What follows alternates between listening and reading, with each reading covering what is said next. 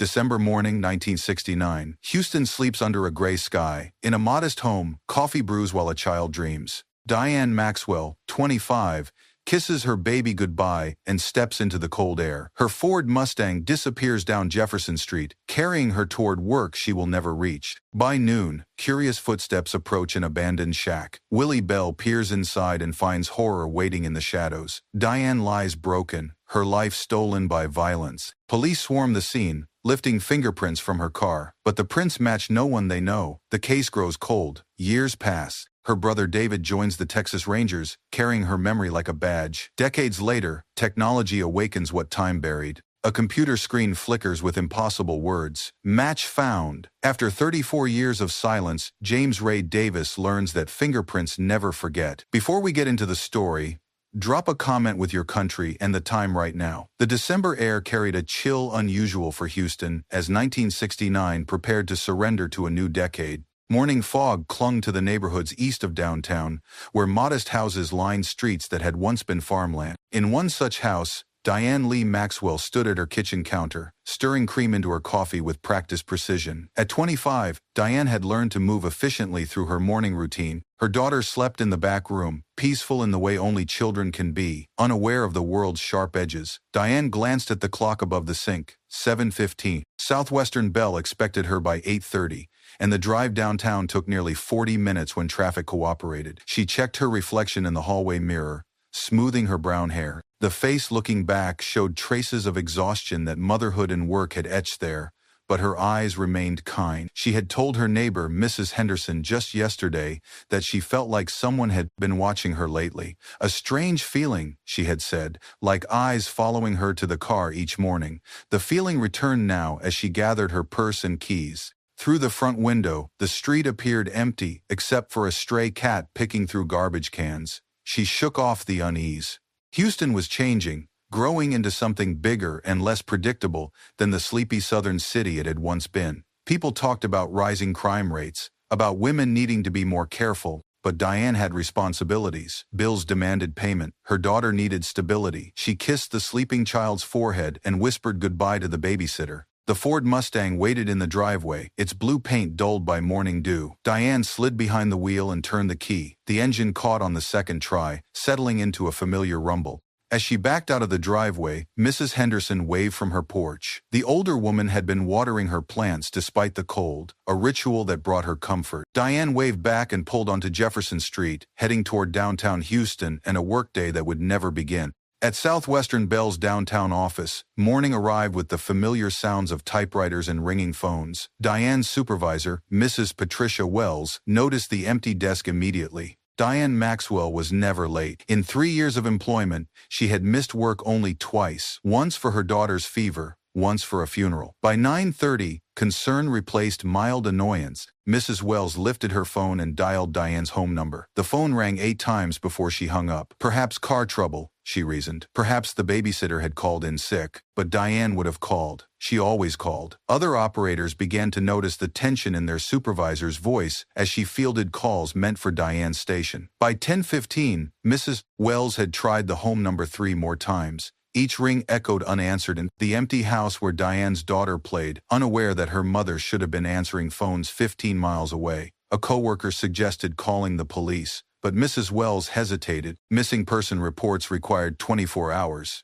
didn't they? And Diane was a grown woman with responsibility. Surely she would appear with an explanation that would make everyone feel foolish for worrying. But at 11 o'clock, when the morning shift break came and went without Diane's familiar laugh in the break room, Mrs. Wells made the call. The Houston Police Department took her information with practiced indifference. Adults went missing for many reasons. Most came home on their own. What the police didn't know, what Mrs. Wells couldn't have known, was that at 9:15 that morning, a witness had spotted Diane's blue Mustang parked near the intersection of Jefferson and Austin Streets, in an area where abandoned buildings outnumbered occupied ones. The witness, hurrying to catch a bus, had noticed the car only because it seemed out of place among the industrial debris and empty lots. By noon, the Mustang had vanished from that spot, leaving behind only tire tracks in the dirt and questions no one was yet asking. Willie Bell approached the abandoned Sinclair station with the casual curiosity of a man killing time during his lunch break. He worked construction on a project 6 blocks away, and the December air felt good after a morning spent inside measuring lumber and checking blueprints.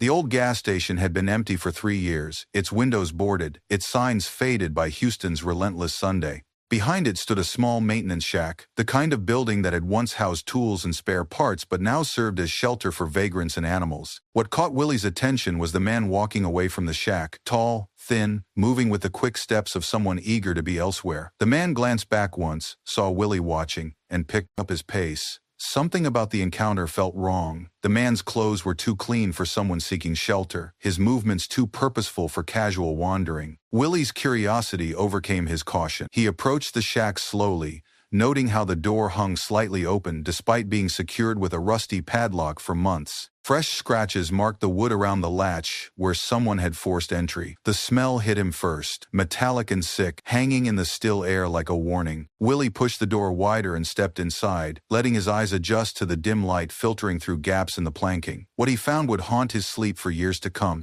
Diane Maxwell lay crumpled in the corner, her body bearing the evidence of unspeakable violence. Her clothes torn, blood pooled beneath her, the vibrant life that had kissed a child goodbye that morning now extinguished in this forgotten place.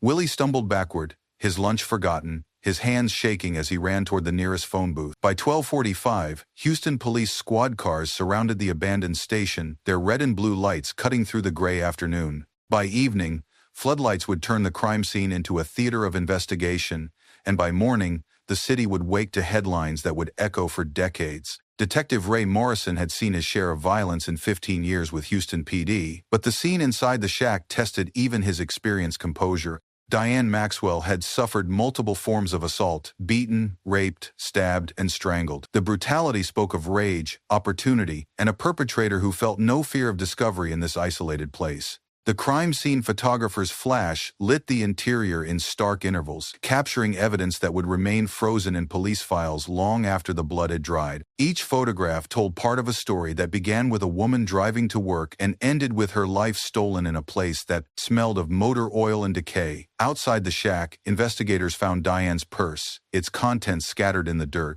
Her wallet remained intact, money untouched, suggesting robbery had not been the motive. Her car keys were missing, and a canvas of the area revealed her blue Mustang abandoned 3 blocks away, driver's side door standing open as if someone had fled in haste. The most promising evidence came from the car itself. Latent print specialists dusted the exterior surfaces and found clear impressions on the driver's side door handle and the hood. The prints appeared fresh, pressed into the morning dew that had not yet evaporated when the killer touched the vehicle. A partial palm print on the rear quarter panel provided additional detail. Detective Morrison watched the technicians work with methodical precision, lifting prints with tape and powder, photographing angles and positions. In 1969, fingerprint analysis required manual comparison with physical files housed in local police departments. The FBI maintained a central database, but cross-referencing took weeks or months, and only worked if the suspect had been arrested in a jurisdiction that shared information. The prints from Diane's car matched no one in Houston PD's files. They matched no one in Harris County's records.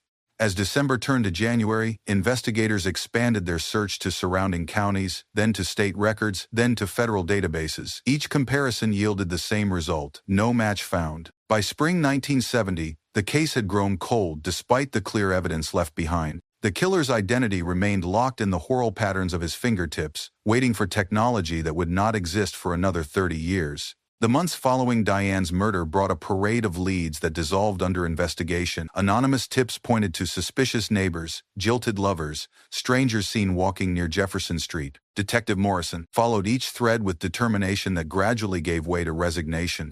A break-in at a nearby warehouse yielded fingerprints that raised hopes briefly until comparison proved they belonged to a teenager with no connection to Diane. A witness claimed to have seen her arguing with a man in a parking lot the day before her death, but the witness later recanted, admitting she had confused Diane with another woman entirely. The Houston Police Department in 1969 lacked many tools that would later become standard. DNA analysis existed only in research laboratories. Computer databases were science fiction. Behavioral profiling remained an experimental concept practiced by a handful of FBI agents.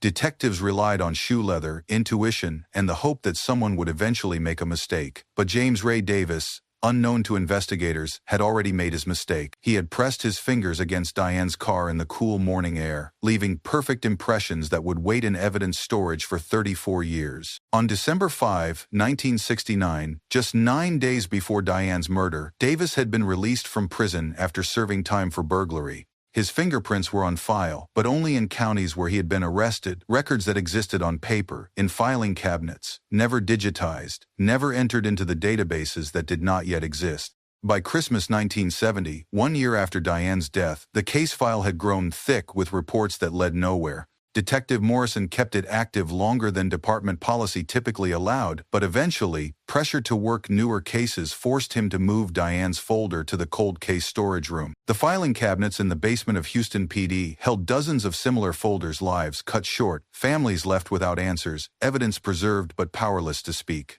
Among them, Diane Maxwell's file waited in manila folders, her story reduced to police reports and evidence tags, her killer's identity hidden in plain sight. David Maxwell joined the Texas Rangers in 1975 with his sister's murder file metaphorically pinned to his badge. The official reason was his demonstrated aptitude for investigation and his solid performance with Houston PD. The personal reason was simpler. He believed that wearing the star might somehow balance the scales that had tipped against his family 6 years earlier. The Rangers welcomed him, not knowing that his motivation carried Diane's photograph in his wallet and her memory in his methodical approach to every case. David possessed the qualities that made effective cold case investigators: patience that bordered on obsession, attention to detail that others found excessive, and faith that truth could survive any amount of time if someone refused to let it die. In 1986, 17 years after Diane's murder, David used his position and connections to convince Houston PD to reopen her case. Technology had advanced modestly since 1969. Computers could store information more efficiently. Databases could be searched more quickly. But fingerprint comparisons still required human experts examining prints under magnification, looking for matching ridge characteristics and unique patterns. The 1986 review yielded the same frustrating result: no match in available databases. The prints from Diane's car remained clear and usable, but without a suspect's prints to compare them against, they offered no path forward. The case returned to storage, but David's pressure had established a precedent. Every few years, when new technology emerged or databases expanded, Diane's case would be briefly re-examined. The 1919s brought advances that gave David new hope. The FBI launched the Integrated Automated Fingerprint Identification System (IAFIS), capable of searching millions of print records in hours rather than months. State and local agencies began contributing their fingerprint files to the growing national database. By 2000, David had achieved the rank of sergeant and earned a reputation for never giving up on cold cases. His colleagues respected his tenacity while quietly wondering if his sister's murder had become an unhealthy obsession. David wondered the same thing but couldn't bring himself to stop pushing. Diane deserved justice, even if it came decades late. In 2003, when digital scanning technology had improved to the point where old latent prints could be enhanced and searched automatically, David made one more request to Houston PD. The Texas Department of Public Safety Laboratory in Austin buzzed with the quiet efficiency of scientific precision. On July 23, 2003, latent print technician Jill Kincaid prepared to scan fingerprints that had been waiting 34 years for technology to catch up with justice. The evidence envelope marked Maxwell, Diane, case #69 to 8,947 contained photographs and lifted prints that looked remarkably clear despite their age. The 1969 technicians had done excellent work,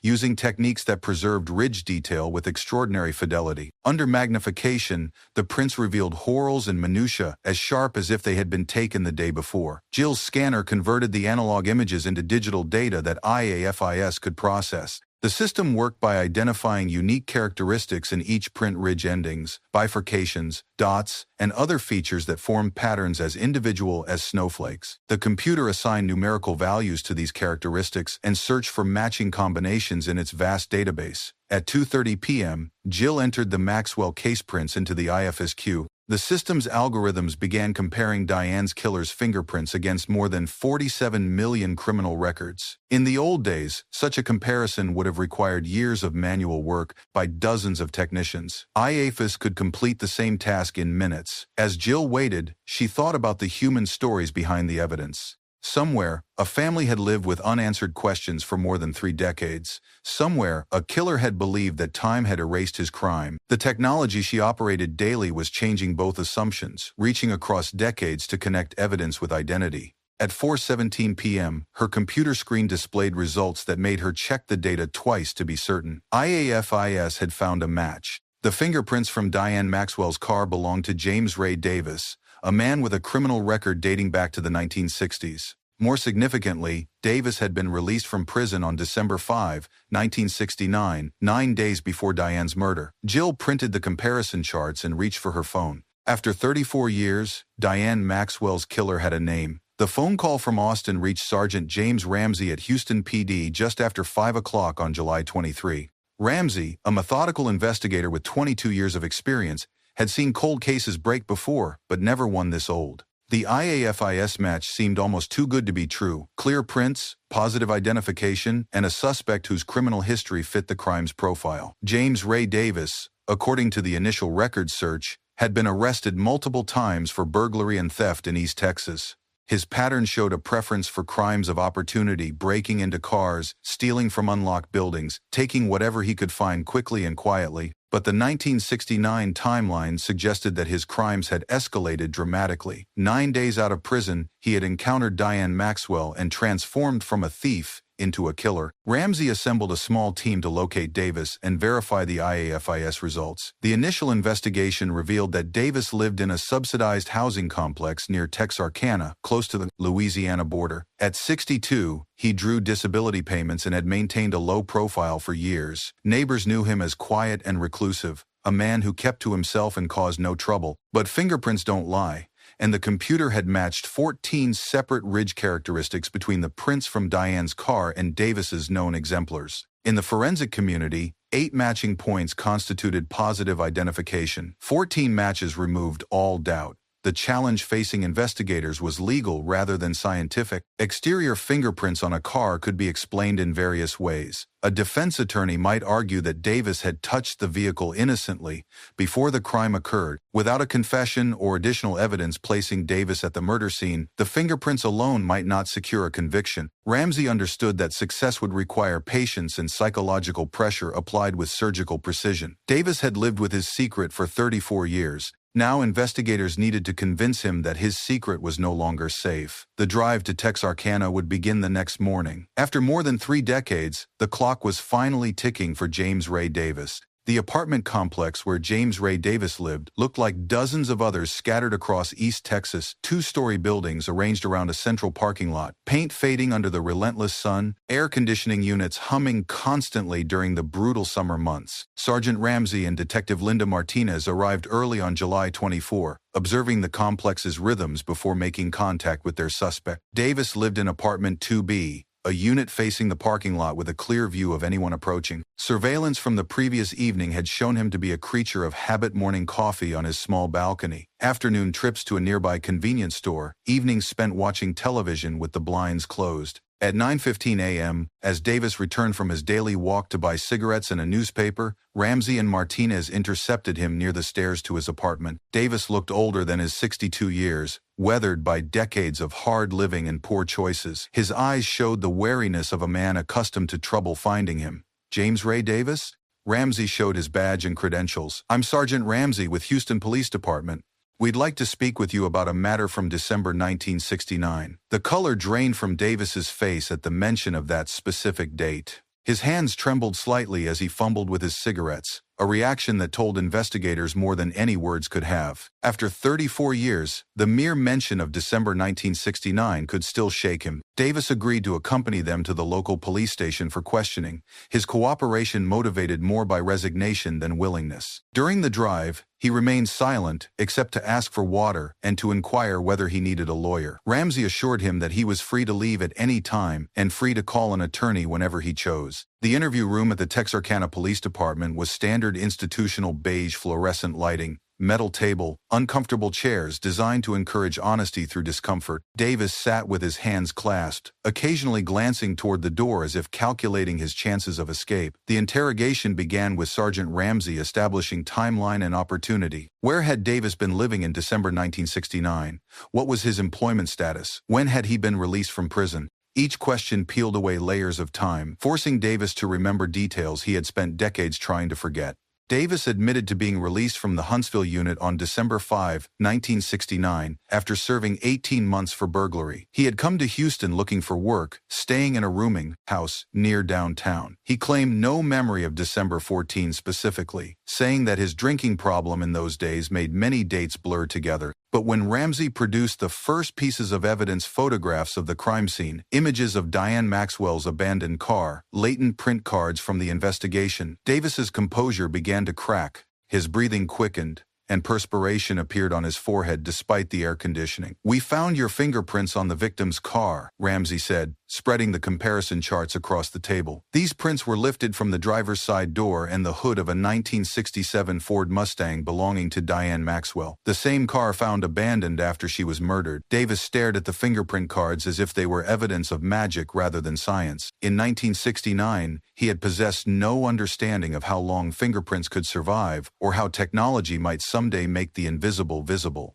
He had fled the scene, believing he had left no trail, never imagining that his touch would echo across more than 3 decades. "I never killed nobody," Davis said, his voice barely above a whisper. "I might have touched somebody's car, but I never killed nobody." Detective Martinez leaned forward. "James, we know you were there. Your prints prove you were there. The question now is whether you're going to help us understand what happened, or whether you're going to make us piece it together without your help." The room fell silent except for the hum of fluorescent lights and the distant sound of traffic outside. After 34 years, James Ray Davis was running out of places to hide. As morning stretched into afternoon, the psychological pressure inside the interview room intensified. Davis had requested water 3 times and asked about bathroom breaks twice, but he had not asked for a lawyer. Seasoned investigators recognized these as signs of a man torn between the desire to confess and the fear of consequences. Ramsey shifted tactics, focusing on the human element of the crime rather than the technical evidence. He showed Davis the photograph of Diane Maxwell that had run in the Houston Chronicle after her murder, a young woman smiling at the camera, full of life and hope, unaware that her future would end in an abandoned shack behind a Sinclair station. "She had a little girl," Ramsey said quietly, 3 years old when her mother was killed. That little girl grew up wondering what happened, wondering who took her mother away. She's 37 now, with children of her own, and she still doesn't have answers." Davis studied Diane's photograph with an expression that mixed recognition with something approaching remorse. His hands, which had been steady throughout the morning, began to shake visibly.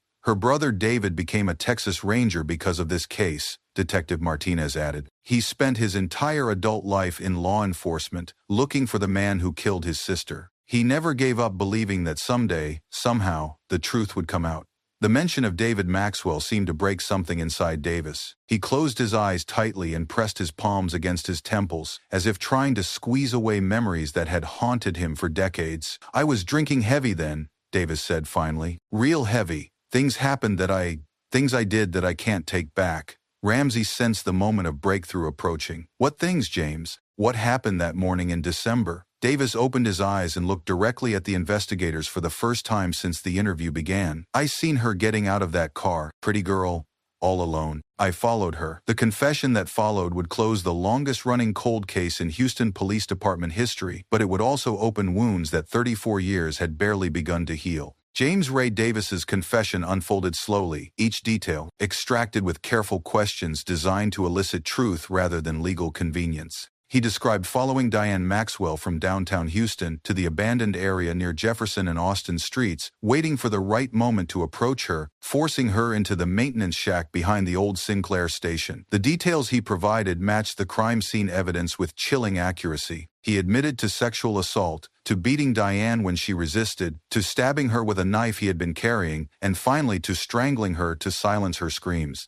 He described stealing her car keys and driving the Mustang several blocks before abandoning it and fleeing on foot. "I was messed up on alcohol and anger," Davis said, his voice monotone, as if reciting someone else's story. "I ain't saying that's an excuse, just saying that's how it was." Sergeant Ramsey recorded every word, while Detective Martinez took detailed notes and asked follow-up questions to verify Davis's account. The confession provided information that only Diane's killer could have known: the position of her body, the location of her purse, the specific injuries she had sustained. When the formal statement was complete, Davis signed each page with the same hand that had left fingerprints on Diane Maxwell's car 34 years earlier. The signature seemed to drain the last of his resistance. He slumped in his chair like a man who had been carrying an impossible weight and had finally set it down. Outside the interview room, Ramsey called Houston PD to report the breakthrough. Within hours, news of the arrest reached David Maxwell at Texas Ranger headquarters in Austin.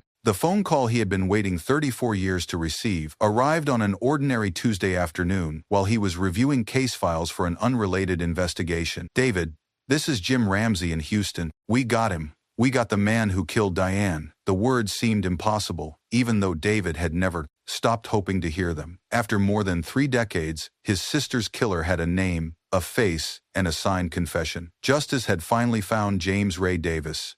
The legal machinery that would formalize Davis's guilt moved swiftly once his confession was recorded and verified.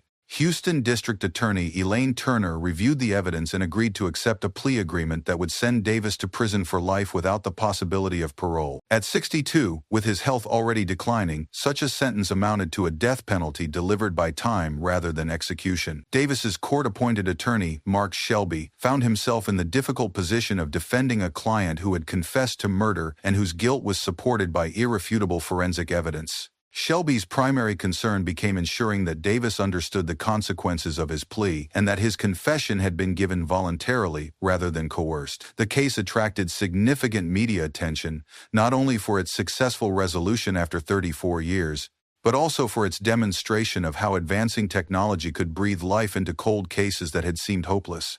Local television stations interviewed David Maxwell, who spoke eloquently about persistence, justice, and the importance of never forgetting victims of unsolved crimes. "Technology didn't solve this case," David told reporters. "People solved it. Technology just gave us the tools we needed to connect the dots that were always there." The broader law enforcement community watched the Maxwell case with great interest. IAFIS was still relatively new, and its potential for solving cold cases was just beginning to be understood. The success in Houston suggested that thousands of similar cases might be solvable if evidence had been properly preserved and entered into the national database. On November 24, 2003, James Ray Davis appeared before Judge Harold Bennett in Harris County District Court. The courtroom was packed with members of Diane Maxwell's family, law enforcement officers who had worked the case, and reporters documenting the end of one of Houston's most enduring mysteries. Davis listened without emotion as Prosecutor Turner read the charges against him and detailed the evidence that supported his guilt. When Judge Bennett asked how he pleaded, Davis stood and spoke clearly. "Guilty, Your Honor. I plead guilty to murder with malice." The words that sealed his fate took less than 30 seconds to speak. Judge Bennett's sentencing remarks reflected the gravity of a crime that had echoed across more than 3 decades. He spoke about the impact on Diane Maxwell's family, the dedication of law enforcement officers who had never given up, and the importance of justice delayed but not denied. "Mr. Davis," the judge said, looking directly at the defendant, "you took the life of a young woman who had everything to live for. You robbed a little girl of her mother, a family of their daughter and sister, and a community of its sense of safety. No sentence I impose can restore what you destroyed, but I can ensure that you will never have the opportunity to harm another innocent person." The sentence, life in prison without the possibility of parole, was received in silence. Davis showed no reaction, while Diane's family members held hands and wept quietly. David Maxwell, seated in the front row, felt a complex mixture of relief, sadness, and exhaustion that he had not anticipated. After the formal proceedings concluded, David spoke briefly with reporters outside the courthouse. "This doesn't bring Diane back," he said. "Nothing can do that. But it means that her killer will be held accountable for what he did. It means that her life mattered and her death wasn't forgotten." The case formally closed with Davis's conviction, but its impact continued to ripple through the law enforcement community. The FBI highlighted the Maxwell case as its latent hit of the year, praising the cooperation between local, state, and federal agencies that had made the breakthrough possible. Jill Kincaid, the DPS technician whose work had cracked the case, received commendation for her role in the investigation. She kept a copy of the IAFIS match report as a reminder of why her careful attention to technical details mattered. Somewhere in the vast database of fingerprints she maintained, other killers waited to be identified, other families waited for answers. James Ray Davis was transported to the Texas Department of Criminal Justice to begin serving his life sentence. At 62, with a history of health problems, he would have limited time to contemplate the consequences of choices he had made 34 years earlier. In 2007, 4 years after his conviction, James Ray Davis died in prison. His death warranted only a brief mention in local newspapers, a footnote to a story that had captured public attention when justice was finally served. Davis died without expressing remorse for his crimes or revealing whether he had committed other acts of violence during his decades of freedom. David Maxwell learned of Davis's death through official channels, feeling neither satisfaction nor grief at the news. The man who had killed his sister was gone, but Davis's death changed nothing fundamental about the loss that had shaped David's life. Diane remained dead. Her daughter had grown up without a mother. Time could deliver justice, but it could not restore what violence had taken away. The Maxwell case became a teaching tool for law enforcement agencies across the country. At the FBI Academy in Quantico, instructors used the case to demonstrate the importance of preserving evidence and the potential for technological breakthroughs to solve seemingly hopeless crimes. Police departments updated their evidence storage procedures to ensure that crucial materials would remain viable for future analysis. In Houston, the case lived on in the memories of detectives who had worked it and in the policies that governed cold case investigations. The success with DNA and fingerprint databases encouraged departments to digitize old evidence and enter it into national systems where it could be cross-referenced with new arrests and developments. David Maxwell appeared in an FBI video that honored the successful resolution of the case. Standing in a conference room filled with law enforcement officers, he spoke about the importance of never giving up on victims whose cases had grown cold. His words carried the authority of someone who had lived with uncertainty for 34 years and finally found closure. "Every piece of evidence matters," David said. "Every victim deserves justice, no matter how much time has passed. Technology gave us the tools, but it was human determination that kept this case alive until those tools could be used." The video would be shown to thousands of officers during training sessions, carrying Diane's story to a new generation of investigators who would face their own cold cases and unsolved mysteries. In the years following Davis's conviction and death, the Maxwell case took its place in the broader narrative of American criminal justice. Forensic Files featured the case in an episode that highlighted the role of fingerprint analysis in solving cold cases, reaching millions of viewers who learned about Diane's story through the lens of scientific advancement. The episode portrayed David Maxwell as a dedicated law enforcement officer whose personal tragedy had motivated a lifetime of service. Viewers saw him as both brother and Texas Ranger, someone who had transformed grief into purpose and never lost faith that truth would eventually emerge. But television couldn't capture the full complexity of living with an unsolved murder for 34 years. The sleepless nights wondering if the killer was still free. The guilt over moving forward with no life, while Diane's death remained unavenged. The way the case had influenced every professional decision David made, from joining law enforcement to specializing in cold case investigation. David's father had died 2 years before Davis's arrest, never knowing that his daughter's killer would be identified and punished. His mother had lived to see justice served but died shortly afterward, as if she had been waiting for resolution before allowing herself to let go. The timing seemed both cruel and merciful. Cruel because they had endured decades of uncertainty, merciful because they had lived to see the end of the story. Houston had changed dramatically in the decades since 1969. The modest neighborhoods where Diane had lived were now part of an urban sprawl that stretched in all directions. The abandoned Sinclair station had been demolished years earlier, replaced by a small park where children played, unknowing of the tragedy that had once occurred there. But some changes transcended physical transformation. The city had developed specialized cold case units, victim advocacy programs, and evidence preservation protocols that reflected lessons learned from cases like Diane's.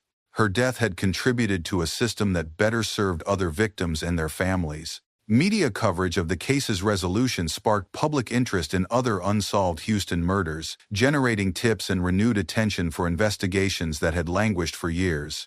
At a law enforcement training conference in 2008, the Maxwell case was presented as a model for cold case procedure. Police officers from across Texas gathered in a hotel ballroom to study the investigative techniques that had led to Davis's arrest and conviction. The presentation included PowerPoint slides showing fingerprint comparisons, evidence preservation methods, and interview strategies that had proven successful. Instructors emphasized the importance of maintaining detailed records, preserving physical evidence, and never completely abandoning hope that technological advances might provide new solutions to old problems. The audience learned about IAFI's capabilities and limitations, about the proper procedures for submitting cold case evidence, and about the psychological approaches that had convinced Davis to confess. The case demonstrated that persistence and proper procedure could overcome seemingly impossible odds.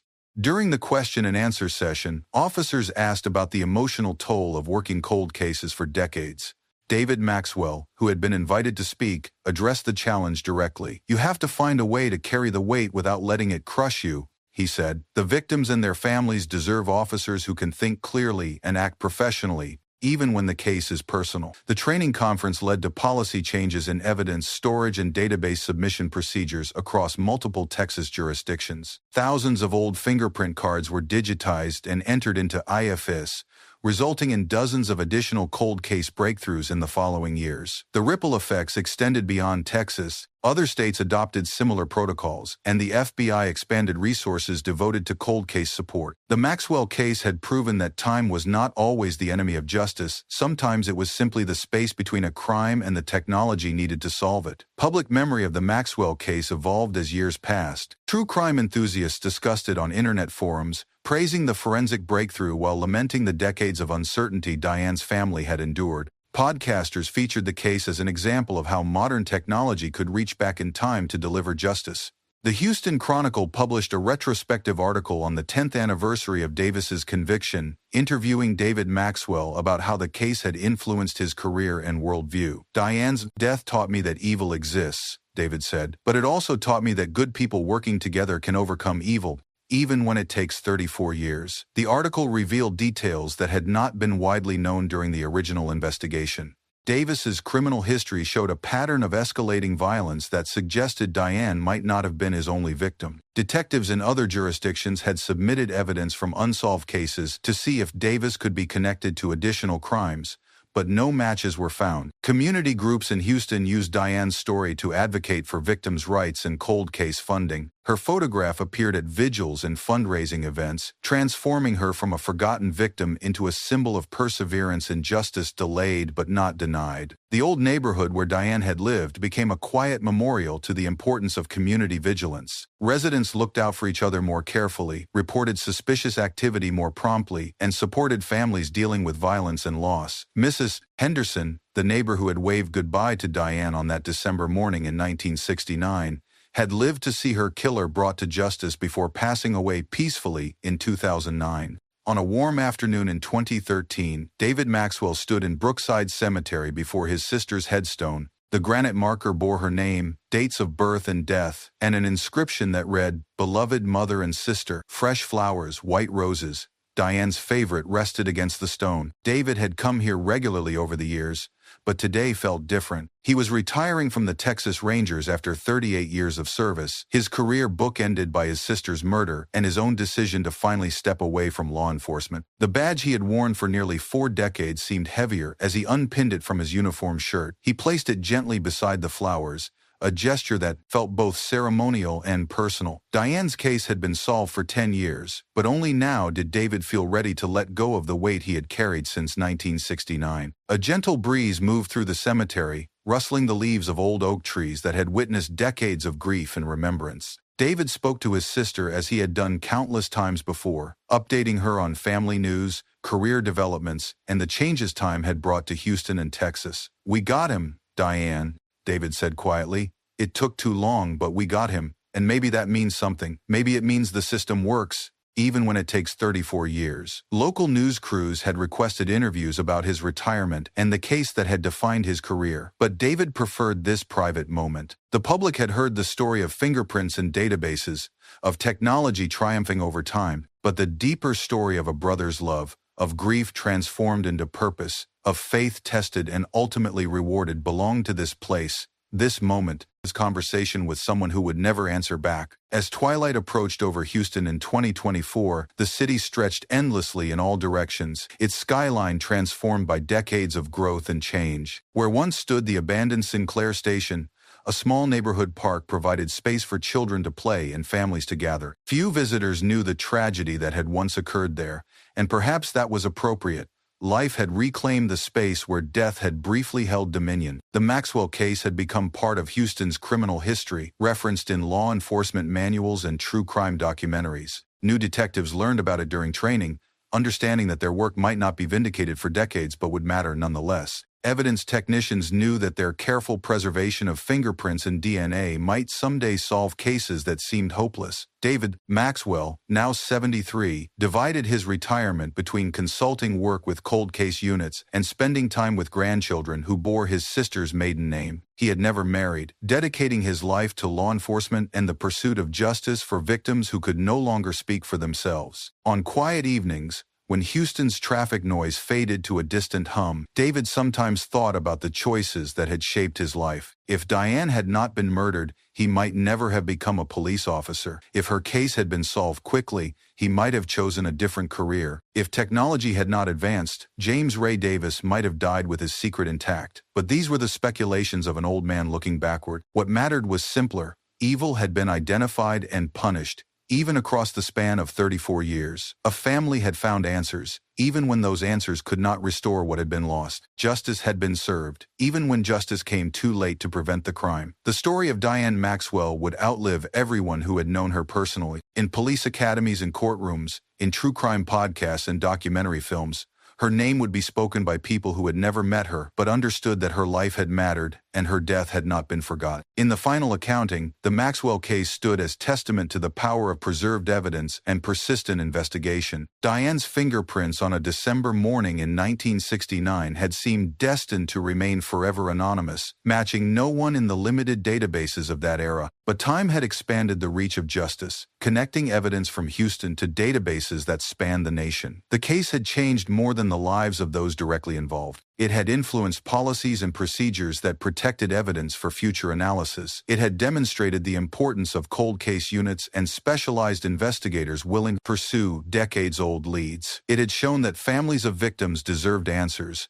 no matter how much time had passed. James Ray Davis had believed that his crime would disappear into the vast anonymity of urban violence. He had counted on time to erase the evidence, on bureaucracy to lose the files, on technology to remain limited enough that his fingerprints would never be identified. He had been wrong on every count. The abandoned shack where Diane died had been demolished decades earlier, but the evidence collected there had outlasted the building, outlasted many of the investigators who had processed the scene, and outlasted Davis himself. Truth had proven more durable than wood and brick, more persistent than human memory, more powerful than the passage of time. As night settled over Houston, streetlights illuminated neighborhoods where families slept safely, protected by law enforcement officers who understood that their work mattered even when results seemed impossible. In evidence storage rooms across the city, fingerprints and DNA samples waited patiently for technology that might not exist for years or decades. Each piece of evidence represented someone's daughter, someone's sister, someone's mother, lives cut short by violence but not erased by time. The story of Diane Maxwell had ended with justice served and closure achieved. But her legacy lived on in every case file that refused to be forgotten, every investigator who refused to give up, every piece of evidence carefully preserved against an uncertain future.